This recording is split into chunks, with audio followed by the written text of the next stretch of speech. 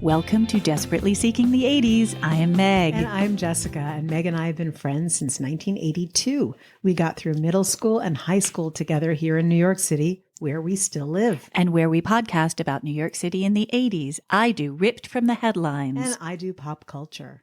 I don't think that you have seen this headline because I know you've been really busy today. Oh, it's a today headline. It's like news. Breaking news. Oh my gosh. Okay. Guess how much money Trump owes E. Jean Carroll? Oh, the verdict came in today. Yeah. Okay. 35 million. Try 83.3 million. Shut up. Right. Oh, good. It's the greatest. That makes me so happy.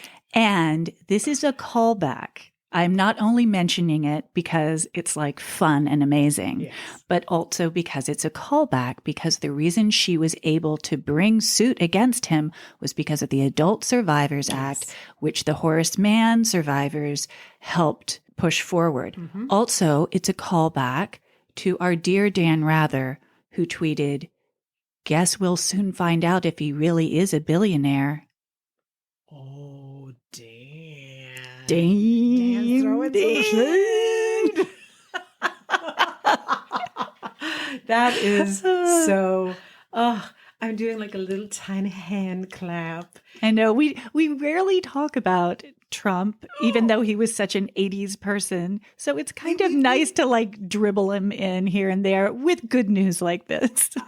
Yes, we have mentioned him a few times. I actually was reading something this week, which sort of made me gag. It was about him now, but talking about how he was perceived in the 80s, and that some magazine described him as like a tab hunter, good-looking, blue-eyed blonde. And I was like, he called that in. Yeah, that's like bullshit. That was a publicist working overtime to figure out who is obscure enough to the current generation that no one's really going to go crazy about this. Well, actually, this is another callback. Well, not really, but Nikki Haskell, who you talked about just a couple of weeks ago, she lost all of her friends because she is a Trump supporter. Yes, she did. So word to the wise. I mean, I don't think that any of our listeners are like, gee, I guess I should terminate my deep, abiding friendship with Donald J. Like, ugh.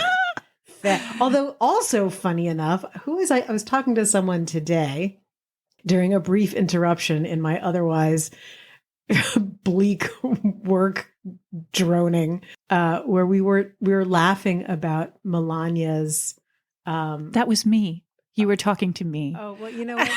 I really hope that you cut this, because I don't even remember that I spoke to you earlier today. Wow. No, now I do. Now it's coming back. You thought it was Be Better, and I was like, nope, it's Be Best. And I fact checked you in the moment, and you were correct. By the way, I'm Jessica Jones. It's very nice to meet you. Oh, have we met before? Yeah. Hi. Your name again? Myrtle? Lucille? Great to meet you. I had an uncle who called me Lucille all the time.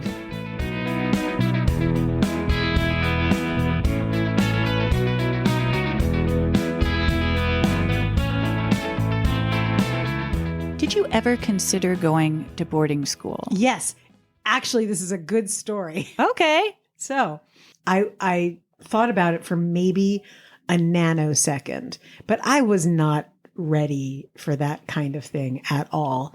But I was having a really hard time at Nightingale sophomore year. Okay. So you were thinking of going for 10th grade? I can't recall if it was for 10th grade or for junior year. I really don't remember. But my parents came to me and said, "Do you want to go to boarding school?" And I was so offended. I was like, "You want to get rid of me, you bastards." So you called their bluff. I don't think it was a bluff. I think that it was is this something that would make you happier? Uh-huh. Maybe. But I was so offended. I vividly remember the fit I pitched over that one. So that's so funny. That was the extent of my boarding school But I will say, consideration. like, I think in other parts of the country, maybe it's unusual to go to boarding school.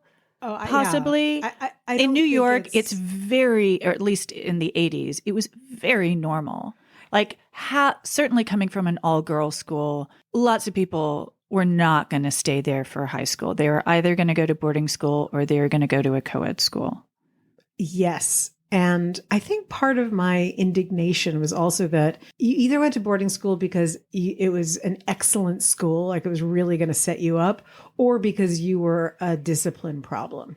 Right. And, this is true. And I think that like the people who I knew in college who were the boarding school kids were all East Coast. There was no one from the Midwest who was going to boarding school. There's definitely a tradition of boys going to boarding school from New York, all boys schools, because lots of the all boys schools only go through 8th grade. And then you're expected to go to boarding school because they have fields. And if you want to do sports, you can go do sports in these places in Connecticut or Vermont or wherever. What? I'm just laughing that we're like, it's not in Manhattan. It's Vermont, New Jersey. I don't know. Some other place that's not on this island. Yeah. Yeah, I know. It's true. Yeah. All right. Well, like, if you're going to a California school where you already have like a huge campus, why would you bother to leave quite the school? I mean, it's just what makes New York different. Yes. I mean, they're the hill schools. There are the hill schools, right? We've talked about them, Horace Mann, Fieldston, Riverdale. But we're talking about boarding school, where you actually go and you live there. You live there. Oh, and lots of these boarding schools were single sex. They were only boys' schools until really the 70s, late 70s. Were there also only all-girls boarding schools? I don't think so. Interesting. Too much freedom. Well, and that's also why all the girl schools in New York go through senior year, because they weren't expected to go away. Also, remember pre-Title IX, they didn't do the sports, the girls, so much. So there was no reason to send them to campuses. I guess, yeah. My sources are Washington Post, New York Times, and Newsweek.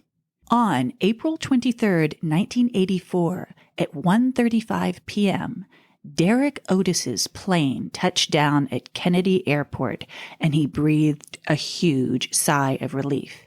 He and his girlfriend, Kathy Cohen, had embarked on an epic adventure that had gotten out of hand, and they considered themselves extremely lucky to be safely back on American soil. Derek and Kathy were seniors at Choate, one of the oldest and most prestigious boarding schools in the country. And most soaked in cocaine in the 80s. Which boasts alumni JFK, Edward Albee, Glenn Close, to name a few. Derek was a townie in Wallingford, Connecticut.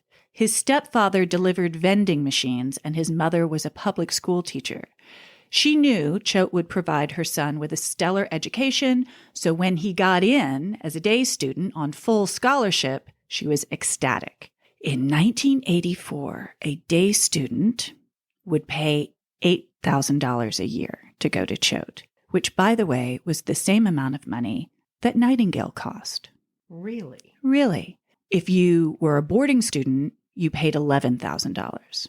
In 2024, frightened. Day students at Choate pay $52,880 and boarding students pay $68,880 and Nightingale students pay $61,655. Oh my God. That is criminal. Wow. Damn. That's a lot of money. I know. I know you know. I know you know. I am floored. But I will say, when I typed it out, Did it hurt a little? It hurt a little. Derek felt out of place amongst the mostly very privileged students. After a parents' visiting day, the school paper wrote a story about all the cool cars that were parked on campus. Mercedes, Jaguars, Ferraris. Somebody's parents arrived in a helicopter. The article also mentioned a Dodge in the parking lot. Quote, "These people must have gotten lost." Ugh. I know. School paper. What Well, assholes. Choate. Right. That sounds very classically Choate. It also sounds very 80s. That Dodge happened to belong to Derek's stepfather. Well, I guess it's a good thing that he didn't show up in the delivery truck. God, Jessica.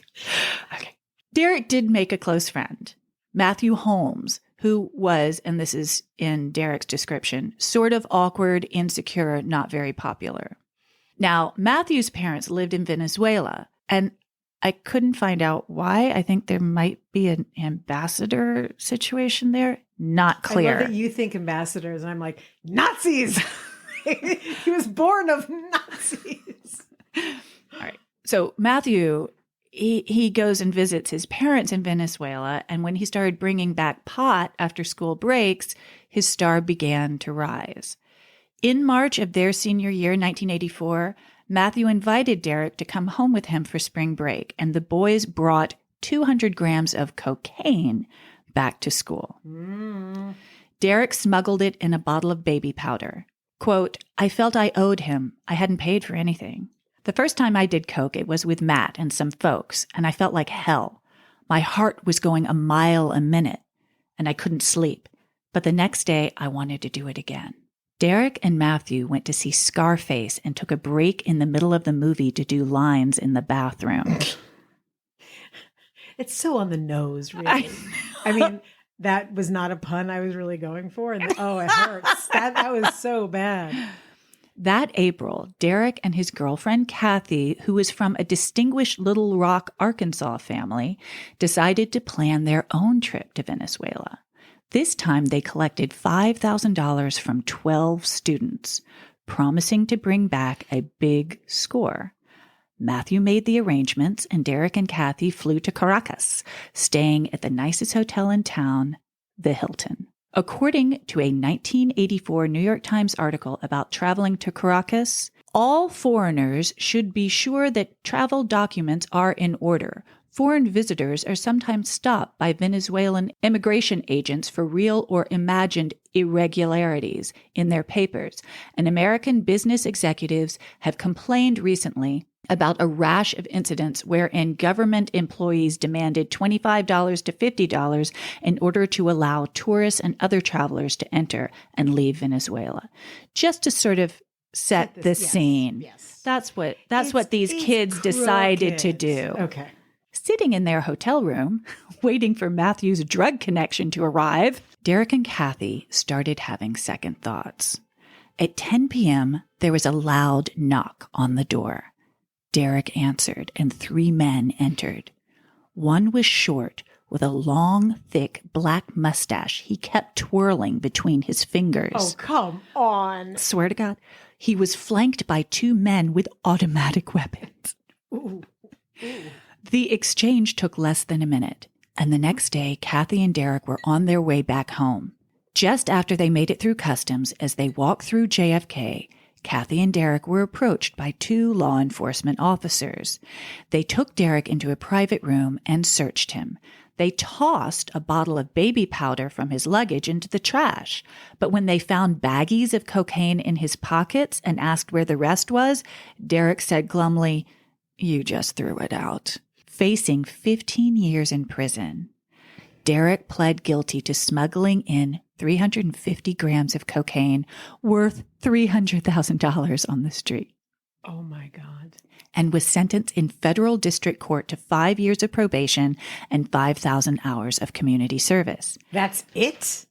At his sentencing, Judge Daly said, "I'm not going to send you to jail, but that is what I was prepared to do when I came here this morning." According to Derek, "We were a white family, and I hate to say it, but that helped in our fortunes." Can I ask a question? Sure. Okay, so what happened in Venezuela? So you described like where did the sentencing was in the United States. Yeah. Right. So they were allowed to leave Venezuela because they had the coke confiscated and they just left? Oh, no. It was confiscated in Kennedy Airport. They got out. Venezuela Without a problem. Yeah. Oh, that was in Kennedy. Oh, that's a Yes. mistake. Okay. No, they were almost home. As for Kathy, she was from Little Rock. Now, what does that mean to you at this point in time? That she's going to be sentenced in Well, it's interesting. the South. No, Oh. because you're talking about jurisdictions now. Right. And I'm glad you brought it up because it was a little weird. They were like, Because I was thinking, like, okay, I know what her residence is, but if it happened at Kennedy, then that's the nexus. So she should have a New York trial. it should be a New York trial. Right. But then it's also a federal crime. So is it going to be federal court? Is it going to be New York State court? Or is it going to be Connecticut?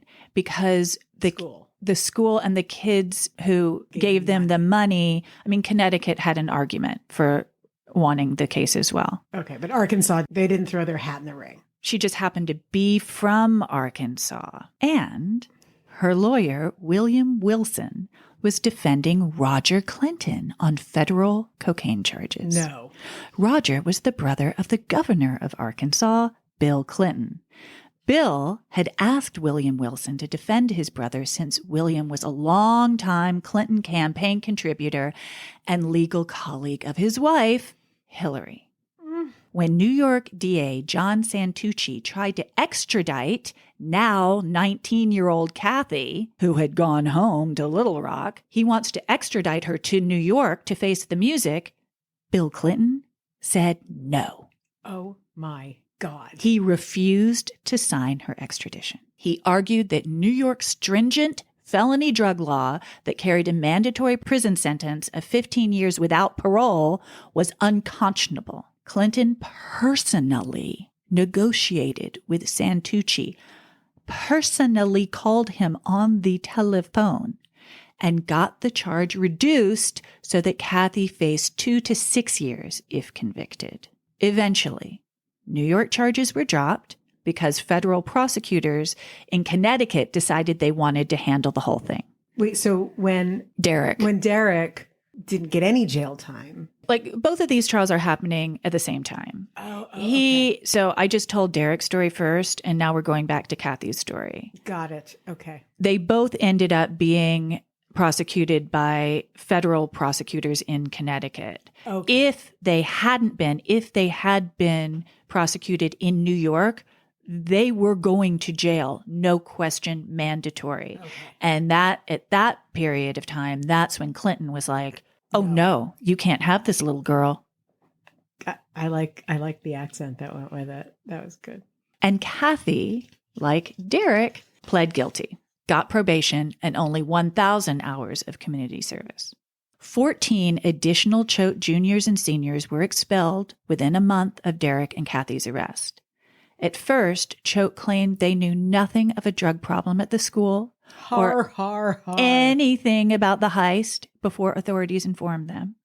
President of Choate, Charles Day, gave a cantankerous interview to 60 Minutes, defending his school, claiming drugs were a nationwide scourge rather than a problem particular to Choate. But it was revealed years later that the school administration had gotten wind of the plot and tipped off the feds. At the time of Derek's sentencing, his stepfather, James, told the press, "I'm so ecstatic. And no, we will never send another child to Choate. I don't think they'd be too welcome." There's so many details at the very end that are all mind-blowing. I love how Clinton comes into it.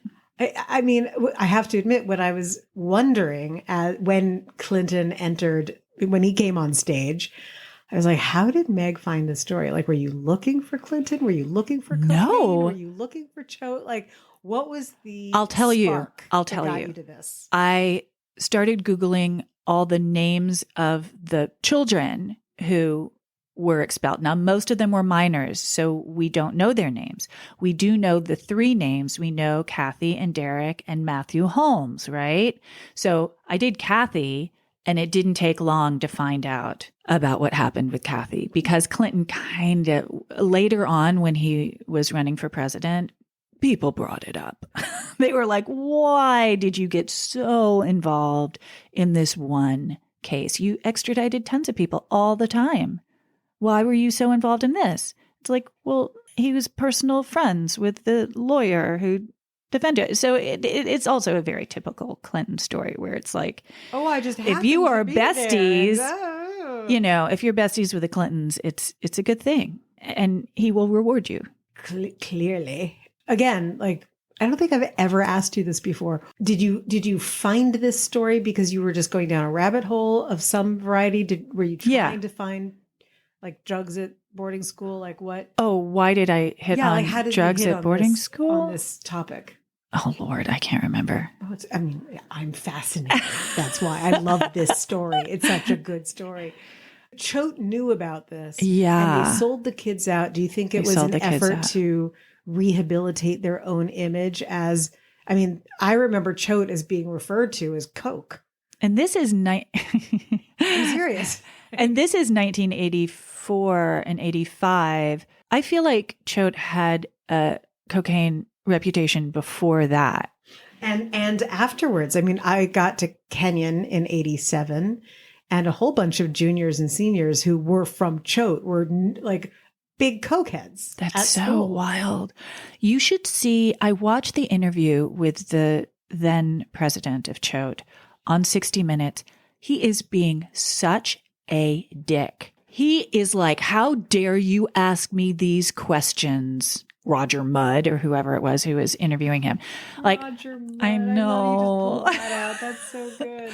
But he's so defensive. And I'm like, dude, all you have to say is we're devastated that this has happened and we'll do whatever we can to clean up the school instead of going, how dare you suggest that we have a problem? It's like, well, clearly you have a problem. Don't you think that like acknowledging responsibility was definitely, that's a newer concept for a certain type of Let me just say social echelon. that if Clinton had been the president of Choate and had given that interview, I think we would have come away being like, oh, he's going to take care of everything and there's never going to be any Coke there ever again. This guy should not have given the interview. I totally get it. I can't wait to watch it, but it just seems so just in keeping with the super entitled demeanor that was fostered at Choate and some of these other top tier boarding schools. I did do as much of a dive as I could. Derek Otis, he's talking a lot. None of the rest of them are at all. Matthew Holmes kind of disappears off the radar after a mention about America having trouble extraditing him. Because guess where he went to as soon as it all broke? Venezuela. I'm getting the hell out of there.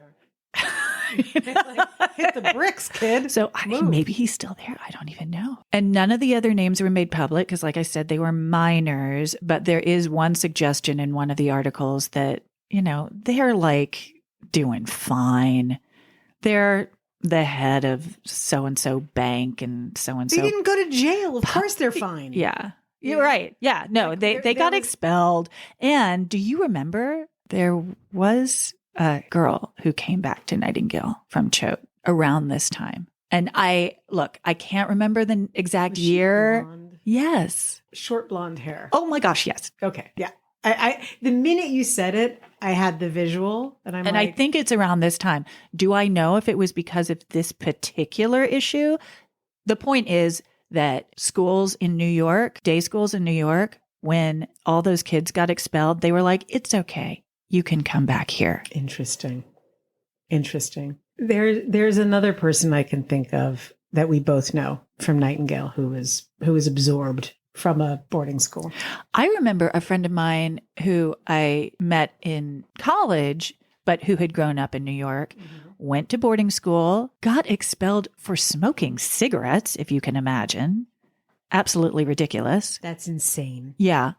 Came back and got absorbed. There's probably a period of time, maybe they still do, where they keep a few slots open for ne'er-do-wells who need to be reprogrammed for last minute placement.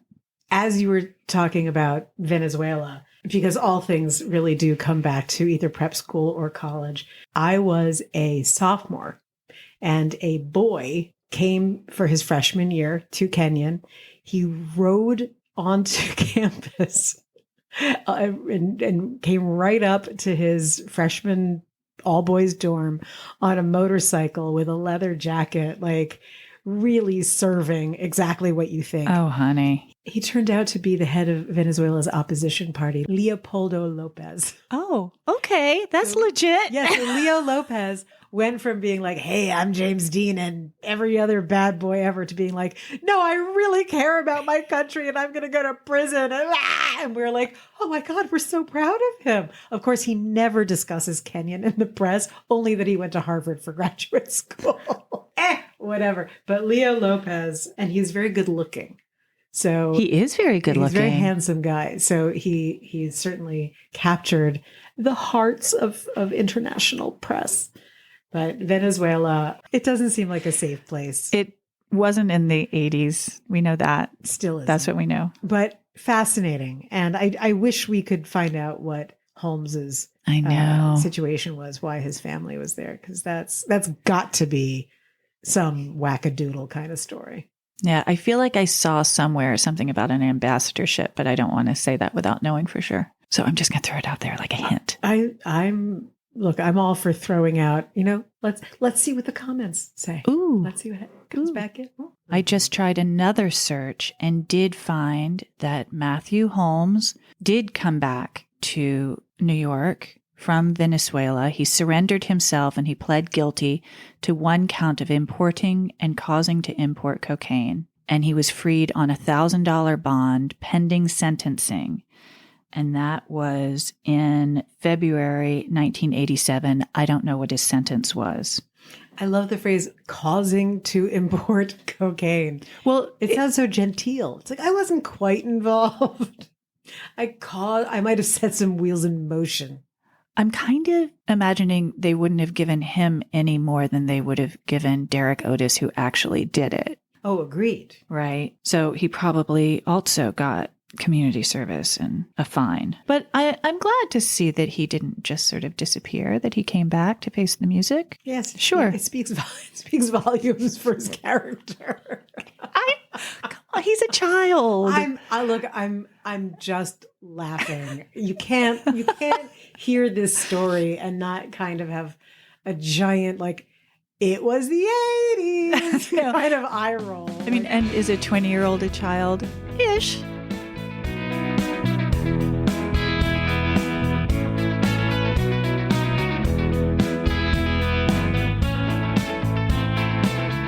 Okay, so here's the engagement question. Okay. When you think of shopping, of like glamorous shopping in the 80s in New York, where would you go? Bergdorf's? Well, actually, that's a very good answer, but we're going to talk about Barneys today. Ooh, yes. So, do you have a good Barneys memory? No, I wish I did. I think I only looked at it longingly from outside. I don't think I ever darkened the door. Funny that's what you should say. I looked in longingly from outside. So that's a very good segue to our topic today. I loved Barneys. Loved. And what was so great about Barneys is, yes, of course, first off, everything cost like a ridiculous amount of money. But the cachet of being in there, and it was so glamorous, and it wasn't the glamour of like, Truman Capote's Swans, which is what Bergdorf is. It was really like hip and cool. And if you had something from Barneys, you were like cutting edge, so neat.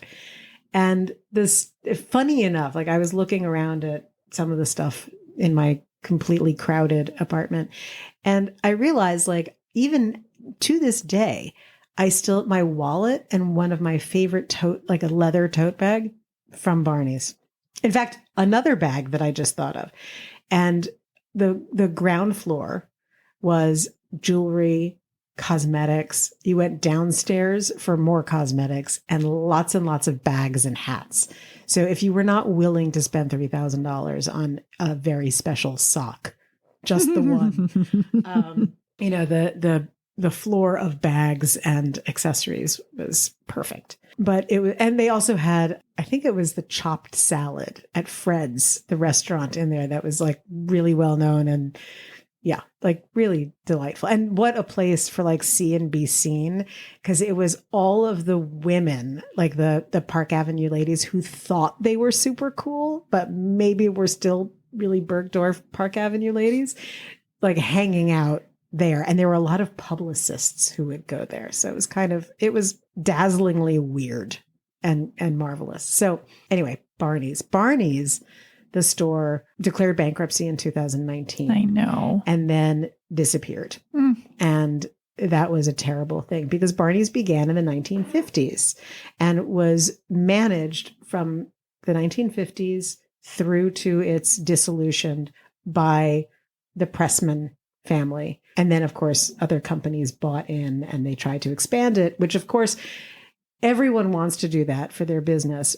But Barneys was a perfect example of it is of a particular place. And it's just, it doesn't have the same zhuzh when it's not in New York. Yeah. And it was originally Barneys with an apostrophe S. And to get cooler and hipper, they got rid of the apostrophe. Ooh. When it went bankrupt, GQ did an interview with the youngest of the Pressmans. And his breakfast, he was eating breakfast during the interview. And I think it says everything that his breakfast, as every day, was a pastrami sandwich. What? I know. Totally insane. What he said about the store was that they weren't really a department store. They didn't have departments. They had cutting edge designers who were adjacent to one another, and that it was designed to really be a destination and a place where cool came to live. And it was done very consciously. That was the strategy. And he said at one point that what he would have liked is not to have windows that had stuff in them, but that the windows should have been looking into the store because the store was the point. Oh, and that's where nice. it was happening. Right. So to your point, he said something else that I thought was really, really interesting just about business and, you know, how everything now is franchised to the hilt. I thought this was very interesting. He said, great stores reflect the cultural life and aesthetic priorities of a city. It's hard not to see Barneys slide from coolness and the astronomical rent in that light. The rapid gentrification of New York and the cultural sameness that has come with it even extends to the way we shop. Barneys was as much a part of New York culture as vanishing bookstores, restaurants, and cobblers. It flung New Yorkers together. He said, we had the customers that wanted to go on the adventure with us. He later wrote a book called Chasing Cool, in which he explained that, quote, corporations try to chase cool rather than build relevance.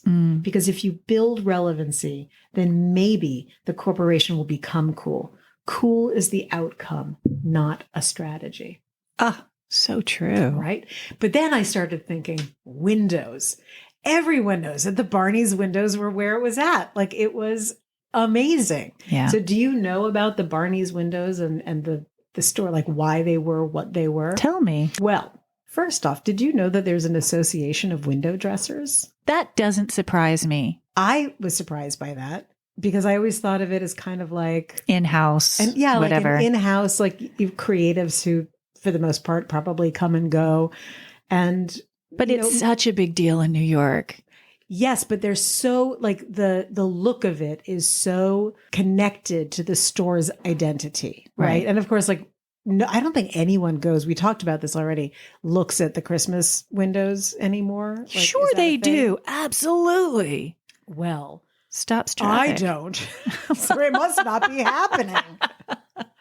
But they're like a Saks window looks like a Saks window. Yes. Right.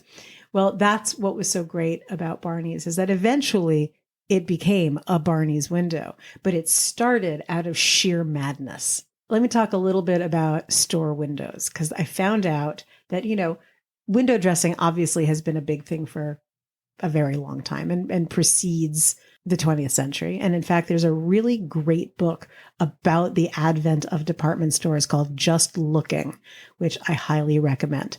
You know, Rhoda was a designer of that character, Yeah. Rhoda. Yeah. Oh, I love that. I did not know that. Yeah. I just thought that she lived in the same building as Mary. I didn't know she had enough of a backstory. that. She had her own show in New York. Okay. Crazy Look, lady. I already had like a senior moment earlier today. And she was a Having window dresser. I had like my penance to Valerie Harper has to be that I now watch an episode of Rhoda. Such a great to show. YouTube I go. But I read in one of these articles about window dressing that Bonwit Teller made a very big mistake in 1939 by hiring Salvador Dali to do a surreal set of windows. And he did something that they found offensive. He had a bathtub lined in curly Persian lamb fur and a nude mannequin in it. And it was just enough to be like confusing and maybe a little sexual, a little weird.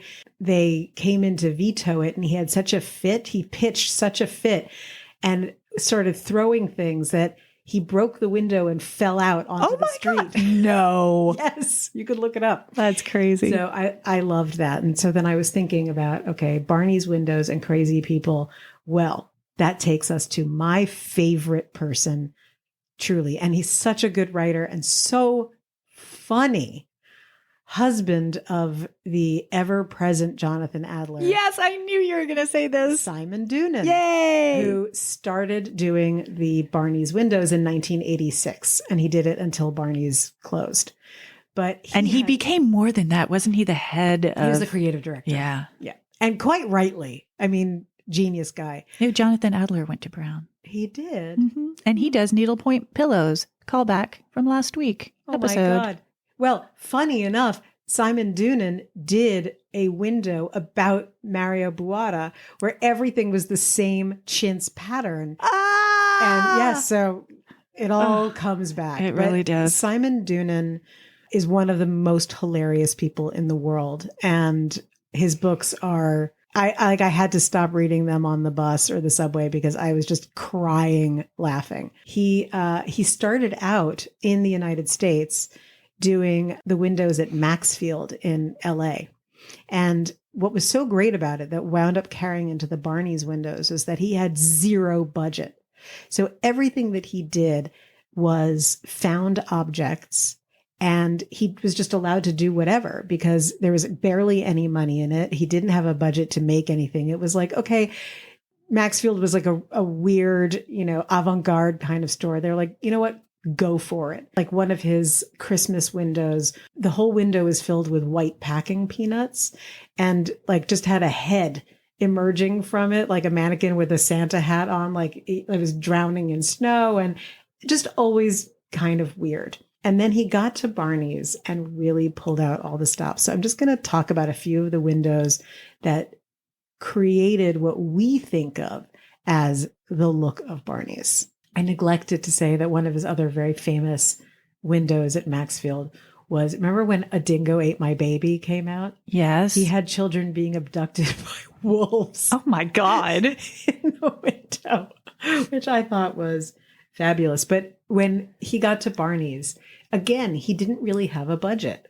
So it was all imagination and ingenuity. And he realized that he had the opportunity to comment on his favorite thing, which is popular culture.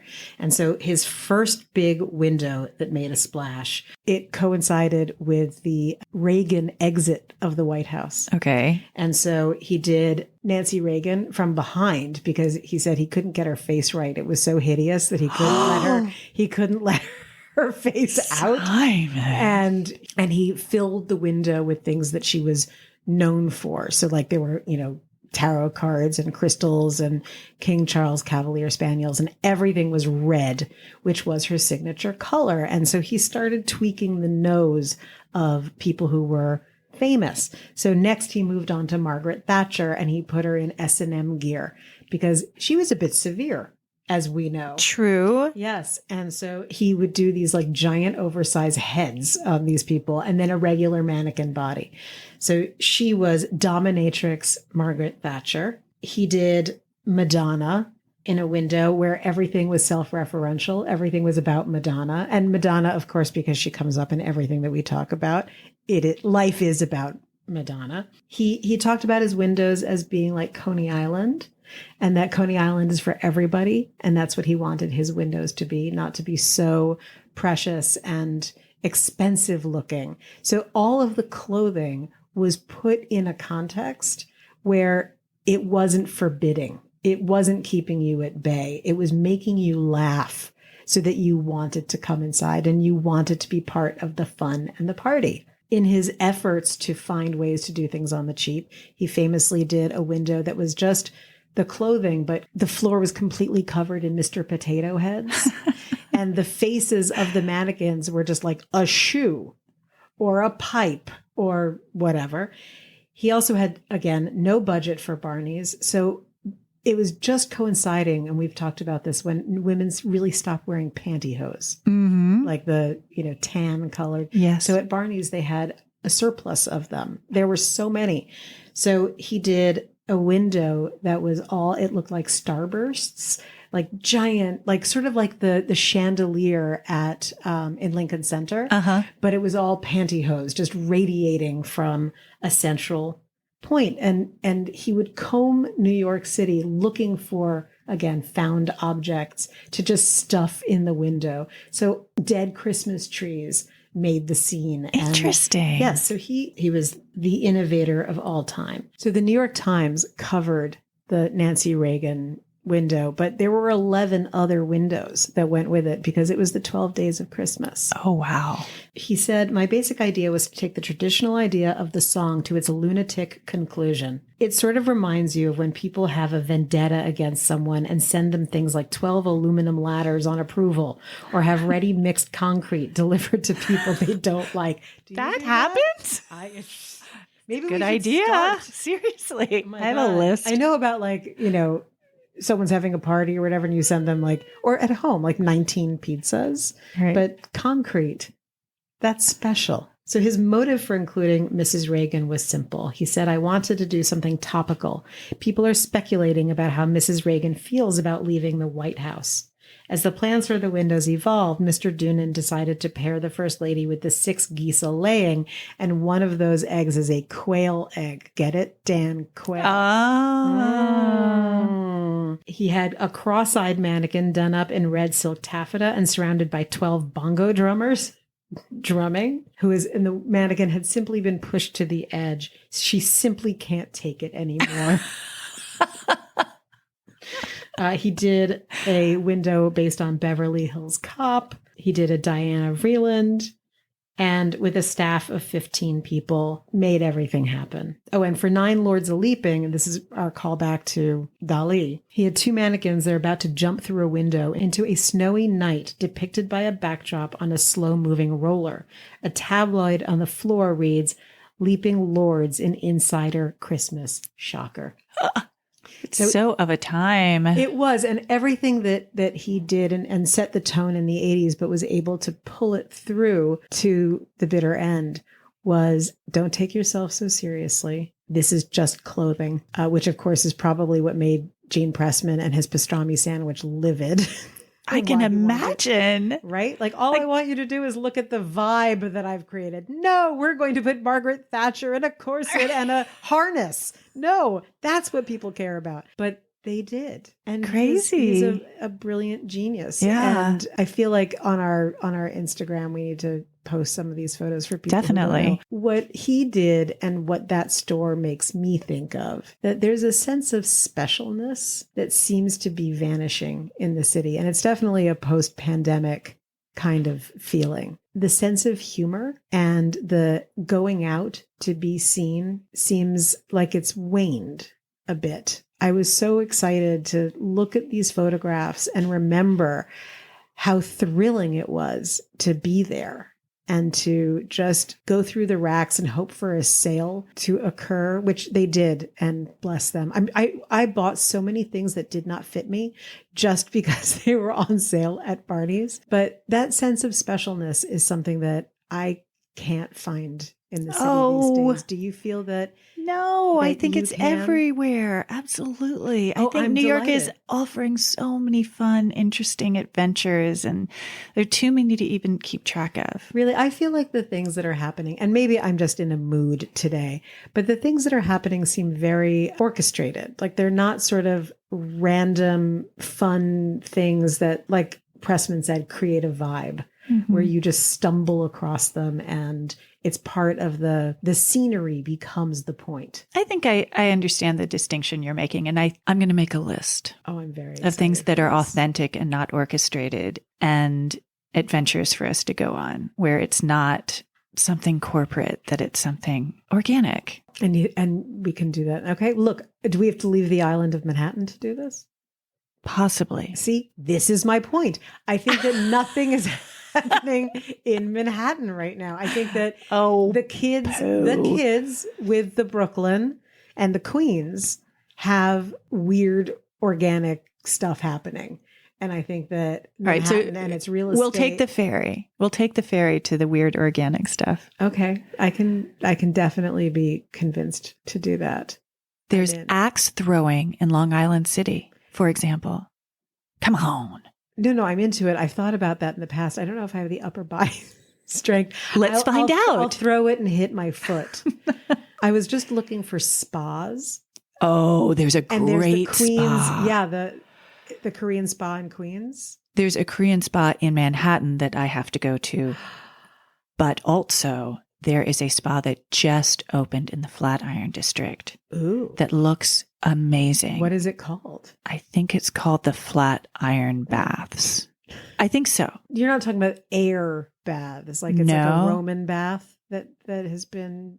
It's like you go there for the day and you go into different baths. You go into the sauna and you go into a cold bath or a hot bath. And then you go in, you spend the day going into different baths. Interesting. In my endeavors regarding spa research, I did see that, the company Lush. Yes. Makes a bath bombs. Yes. So they have a bath, quote, spa that you could go to. And all that I was really able to glean from this is they put you in a bathtub and throw in a bath bomb. I'll do it. Type in some music and I'm like, I could do that at home. I do not need to pay whatever this is for you to be like, I'm now going to drop a bath bomb in the water. Let's do some research. Let's ask our listeners, what is your favorite spa in New York City or even tri-state? Is that too much? Are you crazy? Okay, we don't drive. Neither one of us has a driver's license. Tri-state Okay. area. New York City, any borough spa. Including Staten? Including Staten. If it's a fantastic spa, I want to hear about it. All right. You know what? Yes. Because you're very good at getting me to do things where I'd normally be crotchety and winter is crabby. The best time to do a spa thing because you've got all this dry skin that needs to be sloughed off. This is my thinking. So I was like, I desperately need a warm weather vacation. But I was like, of course, instantly, I don't want to pay for a warm weather vacation. And then I was like, what could I do for, I don't know, let's say $500. That would be a true escape. And I was like, I will find a spa that will give me a day of relaxation, will be the right price, and it will make me feel like I have gotten outside of myself. I don't even think you have to Figuratively spend that much money, literally. to be honest. I think you will find that it is much more affordable than that, especially if you can go during the week. And then you have add-ons. You can get massage and that'll be like $100 more. But I was whatever. thinking a full body scrub, Yeah. some kind of a hydrating wrap, a massage. No, I hear you. It's going to add up. Yeah. facial. Oh, yeah. Okay. God knows, You're at 500. God knows this is not looking like anything that anyone wants to sit next to, even on the I grotesque disagree. subway. Well, you're very kind. You like me already. That's, or sometimes. Thank you for the head bobble. Yeah, you're all right. Yeah, like so it's sort of weird this little story that I'm bringing about windows because I was so happy and excited when I was reading it and looking at Simon Doonan's work. I think it's so interesting and so typical of winter in New York that I went really dark really fast. I love those and they're gone and Manhattan's dead. No, And we just there's have nothing. to find them. Manhattan is never dead. It's a beautiful, wonderful it's also place. because And we're you the hang out with all luckiest people in the world. We are the luckiest people in the world, but you hang out with all those young people. So I think that you've been infused with their With promise. yes. With the future. Yes. It's there. Okay.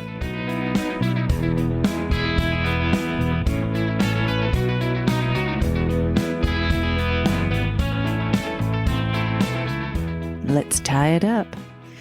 Okay, so I do have to admit for our listeners that at first I was like, oh, this one's easy. Cocaine at Choate, and it's the 80s in New York. It just filled with and then I'm like, that's our entire podcast. I'm an idiot. Clearly I need to go to the spa. I need a brain break. Okay, so the tenuous connection that I can come up with is cocaine. Okay. Yes. Choate's cocaine issue, and Simon Doonan's famous Nancy Reagan "Just Say No." window. Ooh. And he didn't say "Just Say No," but Nancy Reagan And famous her window, Just Say No. and her "Just Say No" campaign. Yeah. Thanks, Nancy, for those words of wisdom. It's almost like our conversation earlier. Be best. That's the tie-in. Melania and Nancy.